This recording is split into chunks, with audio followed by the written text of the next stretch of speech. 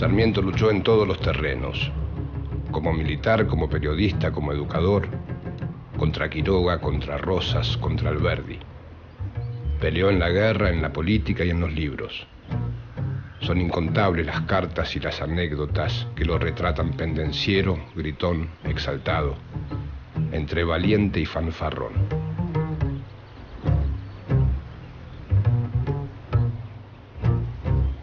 No por nada se ganó el apodo de El Loco Sarmiento. Pero ¿a dónde condujeron tantas batallas?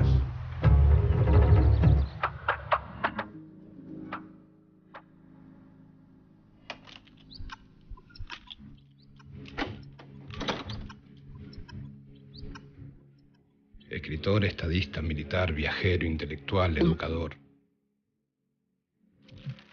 Domingo Sarmiento fue un hombre de capacidades múltiples, lo que los griegos llamaban un polímata.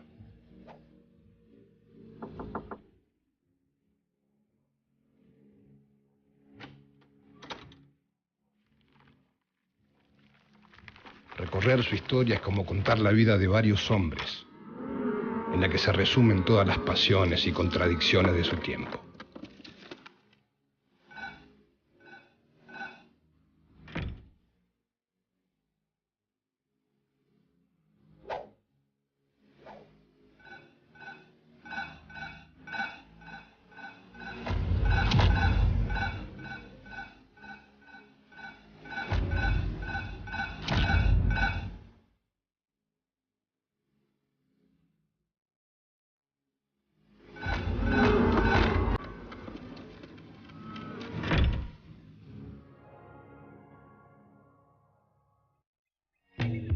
Como era costumbre para las familias del virreinato, el joven Sarmiento se enrola desde temprana edad en la carrera militar.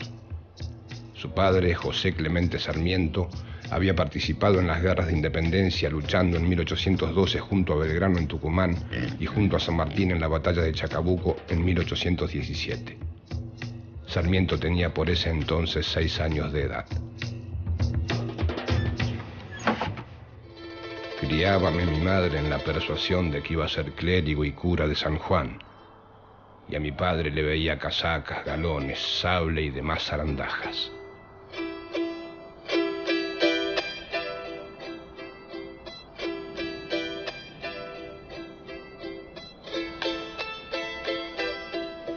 Sabemos que un autobiógrafo no cuenta su vida, sino que la compone. Esto es, diseña y coloca los elementos de acuerdo a un plan de significación, siempre retrospectiva, ¿no?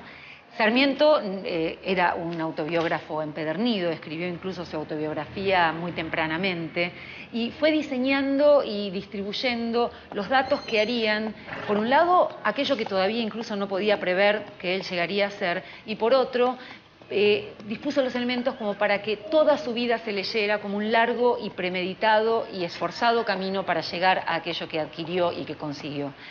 Esto, por ejemplo, en la imagen de él como militar fue distribuyendo desde cierta herencia paterna de un hombre que, si bien está bastante borrado de su biografía y la madre ocupa todo el centro, es de algún modo el que tiene un fervor por la patria, voluntario, militante y persistente, incluso hasta el extremo de que lo llamaban un poco como un mote y como una burla, pero que de algún modo es significativo, madre patria.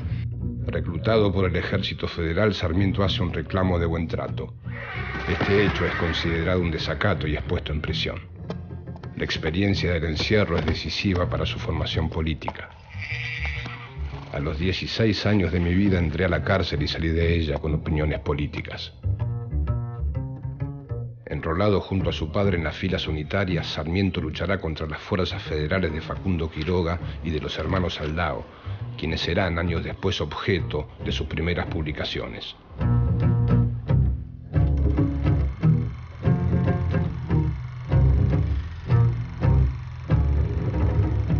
No tenemos un registro directo de qué es lo que pensaba Sarmiento en el momento que participó en las guerras civiles, sino reconstrucciones retrospectivas que la hace ya muy posteriores, ¿no? Bueno, tenemos la anécdota que cuenta él en Recuerdos. El único vínculo directo que tuvo con Facundo fue en una fiesta en Pueblo Viejo, que él, siendo muy chico, tira un petardo para asustar a los caballos y el propio Facundo Quiroga, el caudillo, aparece y lo reprende.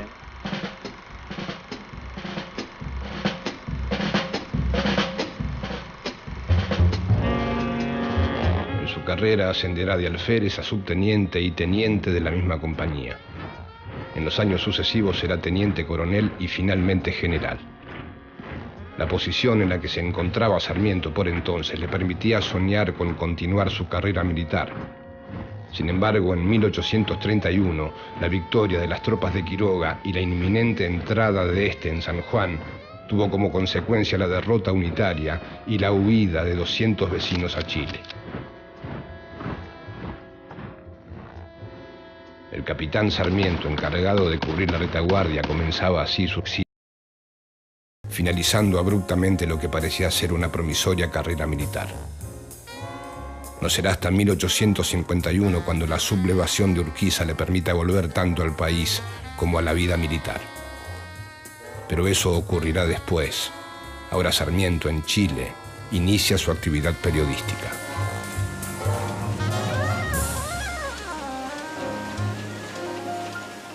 En el exilio no abandona la lucha. Por un tiempo cambia la espada por la palabra. Desde sus artículos en El Mercurio y El Progreso, diario que funda, sus provocaciones no tardan en ser protagonistas en la sociedad de Santiago. Sarmiento escribe como en la guerra. No por nada él mismo comparó sus notas periodísticas con los disparos de un revólver. El Mercurio era una especie de revólver. Tum, tum, tum. 6 tiros a la semana. La visión de las tropas de Quiroga le produce a un Sarmiento muy joven un impacto determinante. Lo que Sarmiento ve es básicamente un grupo de harapientos, de hombres desarrapados que formaban esa montonera como en desbandada, y el impacto que le produce es tan grande que él dice: tuve ahí mi visión del camino de Damasco, esto es, tuve ahí mi escena de conversión. Definitivamente, a partir de eso, sabía que iba a dedicar mi vida a combatir a la barbarie. Y obviamente estando enfrentado a las fuerzas de la Federación.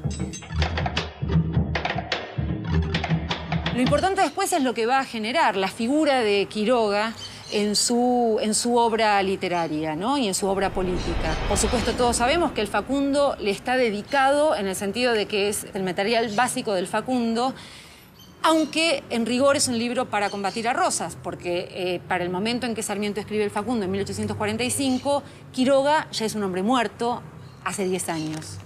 La palabra quizás más certera sería primero letrado y en particular en el caso de Sarmiento, publicista. Esto es aquel que produce y publica y difunde sus ideas por medio de la prensa en el ámbito público para generar y trabajar por la res pública, ¿no? Por la causa pública. De soldado a periodista militante, es sin duda en la escritura de Facundo donde Sarmiento despliega sus mejores armas. Un texto que apunta contra su enemigo predilecto, Juan Manuel de Rosas.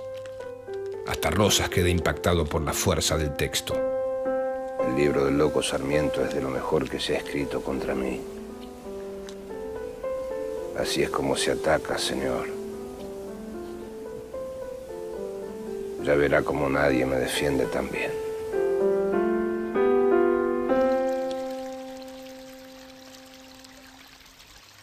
Pero Sarmiento no se queda en las palabras, va por más.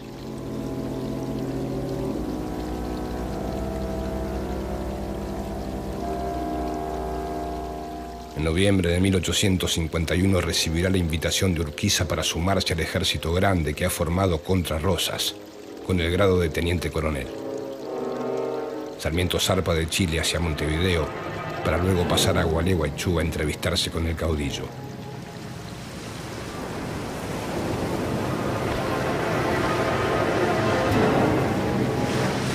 Reconociendo que su papel como consejero de Urquiza no sería aceptado,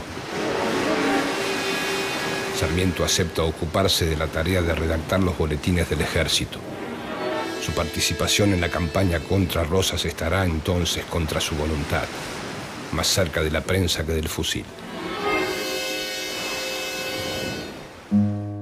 La batalla de Caseros es, sin lugar a dudas, la más apoteósica, y la función que Sarmiento cumplió ahí es bastante compleja. En un sentido, él acompañó al ejército de Urquiza, pese a tener algunos claros e inmediatos desacuerdos con el jefe militar de esa embestida contra Rosas, y cumplió una función que sintetizaba también esa misión de combate por medio de la escritura, y de la escritura como medio de combate, que era el boletinero del Ejército Grande.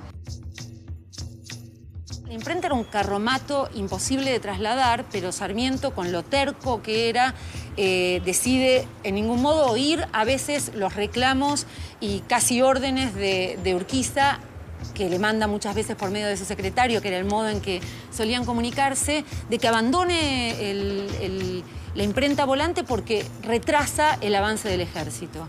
Pero él se empecina con eso y va emitiendo, va publicando esos boletines que son la versión oficial, celebratoria de la emprendida sobre Rosas, que luego formarán parte del material sobre el que escribe uno de los libros más fascinantes de la literatura argentina, que es Campaña en el Ejército Grande, que se escribe, es un libro muy anómalo, muy extraño, porque está compuesto por diferentes materiales, cartas, documentos que prueban ciertas cuestiones políticas importantes, por esos boletines, que no todos los boletines están allí, pero hay fundamentalmente uno, no es el único, pero que es el boletín número 3, del que Sarmiento está particularmente orgulloso, porque es una pieza literaria inigualable, él mismo lo dice. Urquiza le encarga una imprenta, hacerse cargo de una imprenta, que la compre incluso, y Sarmiento toma eso de un modo muy pulsional, muy pasional, como él acostumbraba a emprender las acciones. Se va a Montevideo a conseguir una imprenta en una ciudad que estaba sitiada y donde no había muchos bienes que circularan como mercancía, como para que fácilmente se acceda a eso. Pese a esos obstáculos, él la consigue, y cuando está trayendo esa imprenta volante, es trasladado en un barco de bandera brasileña que debe enfrentar un combate naval, que es el combate de Tonelero, y Sarmiento siempre se jactará de eso, porque el jefe de esa escuadra le permite estar en la borda en el momento en que se produce el enfrentamiento militar. Y él va a recibir grandes felicitaciones por eso, va a ocultar su nombre en el boletín por cuestiones de estrategia, pero se va a vanagloriar de eso la vida entera. Será uno de los triunfos guerreros más importantes que haya tenido. El 3 de febrero de 1852, el Ejército Grande, compuesto por fuerzas de Brasil, el Uruguay y las provincias de Entre Ríos y Corrientes, lideradas por Justo José de Urquiza, derrotó en la batalla de Caseros al ejército de la Confederación Argentina al mando de Juan Manuel de Rosas, que el mismo día renunció al gobierno de la provincia de Buenos Aires. Llegar a Buenos Aires y entrar a la residencia de Rosas en Palermo antes que nadie. Ahí consigue su trofeo de guerra personal. Una bandera con el lema de los federales que va a acompañarlo hasta su presidencia. Él se guarda la bandera y después entra en lo que era la antigua residencia de Rosas, estampa su firma sobre el escritorio de Rosas como un acto de posesión. Simboliza de alguna forma el fin de las guerras civiles y el triunfo final de la civilización en el Río de la Plata. Él lo plantea en ese sentido. Inmediatamente se va a ver que no es así.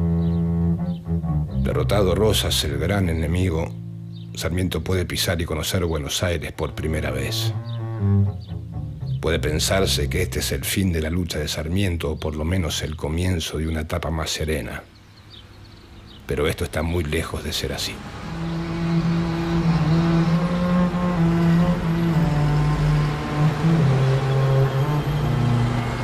Cuando ingresa el ejército a Buenos Aires, el ejército triunfante de Urquiza, que acaba de triunfar en Caseros, sobre Rosas, las casas, por disposición, deben estar engalanadas para recibir al ejército que entra. En la casa de los Mansilla no hay banderas apropiadas, solo hay banderas de la Federación, porque los Mansilla eran familiares de Rosa. Entonces, como no querían sustraerse a esos honores porque no correspondía, cuelgan unas banderas, una de las cuales tiene un agujero, allí donde debía estar el sol, tiene un agujero. Y al pasar por allí Sarmiento, con su uniforme y su espada, molesto por la visión de un estandarte que no corresponde, pasa su espada por el agujero en un acto como de enfado, que después, cuando se encuentra y se conoce con Mansilla, Mansilla le pide una explicación y hablan del episodio diciendo que ni unos ni otros sabían qué correspondía, y Mansilla dice que fue satisfactoria de todas maneras la respuesta que Sarmiento le dio.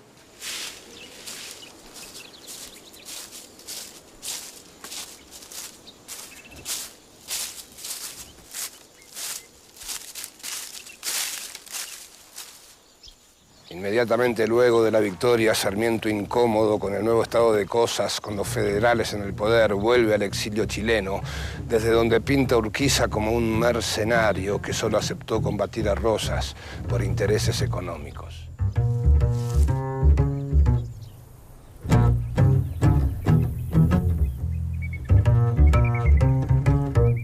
En diciembre edita su campaña en el Ejército Grande, donde relata su participación en la campaña antirrosista, dejando mal parado al caudillo enterriano. La dedicatoria es una carta a Juan Bautista Alberdi, quien se está convirtiendo en la figura intelectual más importante de la flamante Confederación Urquicista.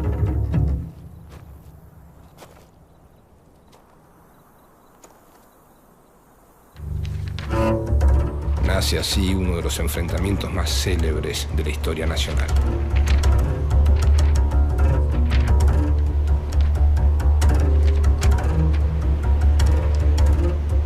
¿Qué llevaba usted al ejército? Su pluma. Usted no era soldado. La pluma en un ejército no es un arma. Un ejército supone agotada la misión de la palabra. ¿Qué luces, qué consejos quería usted hacer escuchar?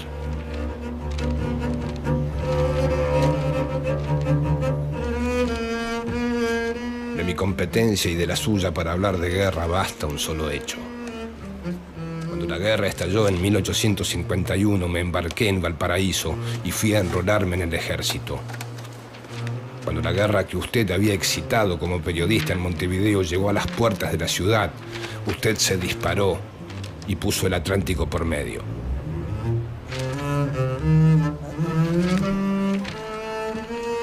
Para Alberdi, Sarmiento es un inculto y un salvaje. Es una pluma del pasado. Lo acusa no solo de haber sido inútil en la lucha contra Rosas, sino de seguir peleando en lugar de trabajar para la reconstrucción de la República. En su réplica, Sarmiento, herido en el orgullo, acepta colocarse en el lugar del gaucho malo de la prensa. Se muestra rudo y viril frente al ratoncito Alberdi, el abogado pusilánime y de voz femenina. Ambos van a postular de que detrás de sus diferencias hay modelos de nación competitivos, ¿no? Pero claro, cómo define cada uno el sentido de sus propias divergencias también va a ser objeto de la propia polémica, ¿no? Bueno, en cuanto a los mecanismos de argumentación, Alberdi tiene una formación que Sarmiento no tiene. El estilo, bueno, esto ya se ha dicho muchas veces, ¿no? Un estilo mucho más brutal de Sarmiento, y de hecho Alberdi lo acusa permanentemente de ser... Facundo, digamos, Sarmiento aparece como el gran enemigo de Facundo, pero no se diferencia demasiado en cuanto a sus métodos, su forma de escribir, su forma de argumentar, que sigue siendo no demasiado distinto a los caudillos bárbaros que él combate, ¿no?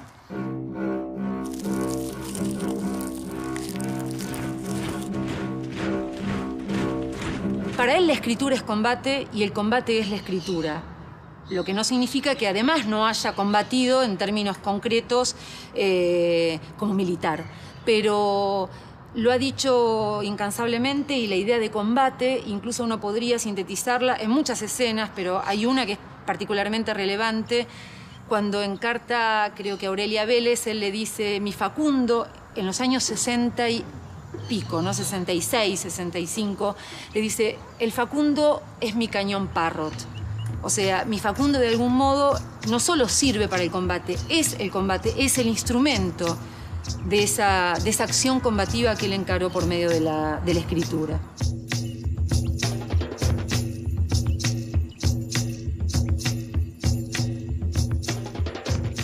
Sarmiento va a desenvainar la espada en varias ocasiones, pero vuelve a sentirse militar cuando Mitre lo nombra director de guerra y comandante general de las fuerzas para combatir el levantamiento del Chacho Peñalosa.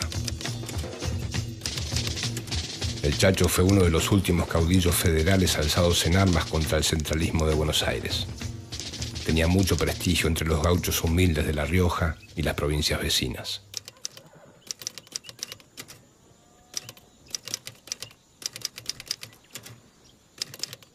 Sin cortarle la cabeza a aquel inveterado pícaro y ponerla en la expectación, las chusmas no se habrían aquietado en 6 meses.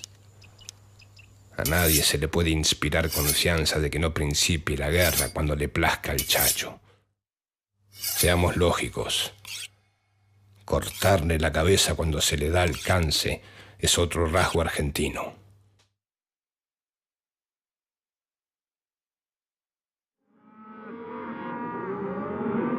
Ahí donde se juntan civilización o barbarie, ese conflicto es necesariamente violento, solo se resuelve por las armas, ¿no? Porque es el punto en donde se quiebra toda norma. En el interior de la civilización los conflictos se pueden resolver por otras vías no violentas, pero en ese momento en que chocan, y para él está claro que es el Chacho Peñalosa representa el renacimiento de la barbarie, ¿no?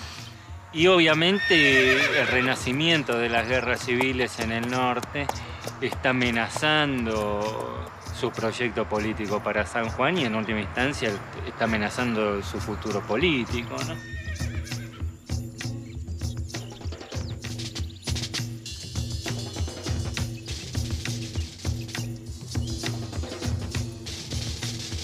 Es parte de su proyecto de profesionalización del ejército y en general de modernización del Estado, ¿no? Para él era muy importante contar con un poder militar que respondiera a sus órdenes y esa es la experiencia que le deja, ¿no? Bueno, la guerra del Paraguay, el crecimiento del ejército y los otros enfrentamientos que debe enfrentar a lo largo de su presidencia, ¿no? Que el ejército se había convertido en un actor político de importancia y que no era confiable, ¿no? Ese ejército ya y que la única forma de resolver eso era instituyendo un ejército fuertemente profesionalizado. Bueno, y la creación del colegio militar forma parte de ese proyecto suyo, ¿no? Propuesto por el partido militar, Sarmiento es designado presidente de la nación. La larga y cruenta guerra contra el Paraguay, impopular entre sus filas, se cobra la vida de su hijo Dominguito en la batalla de Curupaití. De algún modo Sarmiento se siente responsable de la muerte de su hijo porque de algún modo se siente responsable y orgulloso a la vez de haber generado el deseo de que su hijo fuera militar. Dominguito, en efecto, cuando se declara la guerra del Paraguay, quiere participar, pese a los pedidos y los ruegos de su madre, quiere participar de la guerra, está orgulloso de eso y finalmente morirá en la guerra. Entonces hay ahí toda una cifra donde Sarmiento recuerda esa estampa orgullosa y que podía ser todo para la patria y obviamente toda su obra para él y que ese futuro se ve truncado. Al término de su mandato, el propio Sarmiento describe el fin de la etapa en que los hombres debían batirse con la palabra y con la fuerza por igual. Soldado con la pluma o la espada, combato para poder escribir. que escribir es pensar. Escribo como medio y arma de combate, ya que combatir es realizar el pensamiento.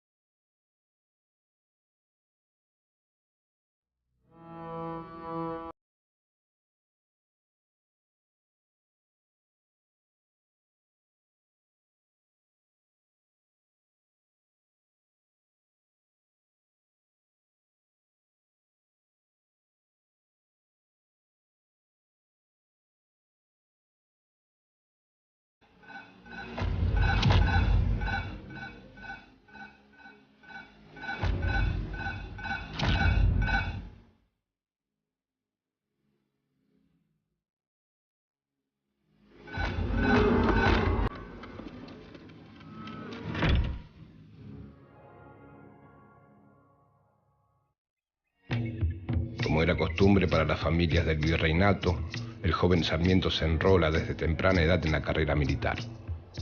Su padre, José Clemente Sarmiento, había participado en las guerras de independencia, luchando en 1812 junto a Belgrano en Tucumán y junto a San Martín en la batalla de Chacabuco en 1817. Sarmiento tenía por ese entonces 6 años de edad.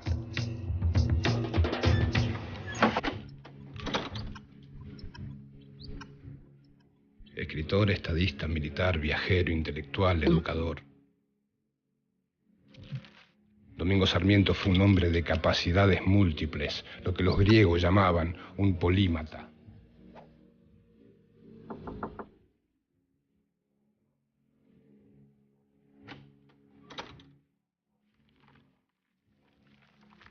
Recorrer su historia es como contar la vida de varios hombres, en la que se resumen todas las pasiones y contradicciones de su tiempo.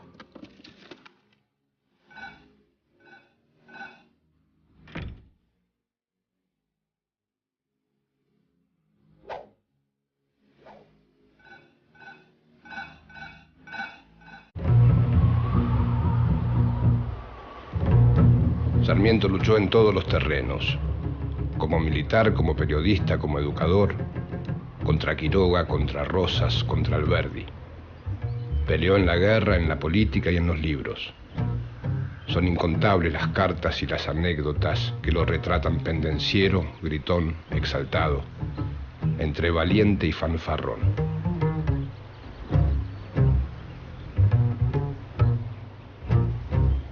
No por nada se ganó el apodo de El Loco Sarmiento. Pero ¿a dónde condujeron tantas batallas?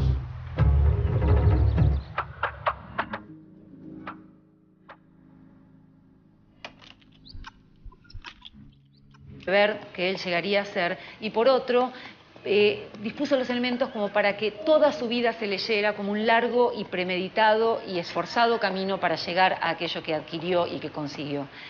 Esto, por ejemplo, en la imagen de él como militar fue distribuyendo desde cierta herencia paterna de un hombre que, si bien está bastante borrado de su biografía y la madre ocupa todo el centro, es de algún modo el que tiene un fervor por la patria, voluntario, militante y persistente, incluso hasta el extremo de que lo llamaban, un poco como un mote y como una burla, pero que de algún modo es significativo, madre patria. Reclutado por el Ejército Federal, Sarmiento hace un reclamo de buen trato. Este hecho es considerado... Criábame mi madre en la persuasión de que iba a ser clérigo y cura de San Juan. Y a mi padre le veía casacas, galones, sable y demás zarandajas.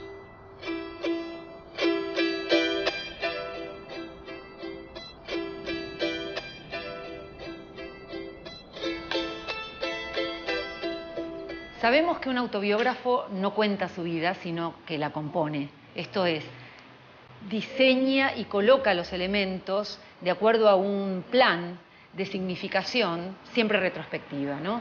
Sarmiento era un autobiógrafo empedernido, escribió incluso su autobiografía muy tempranamente y fue diseñando y distribuyendo los datos que harían, por un lado, aquello que todavía incluso no podía prever,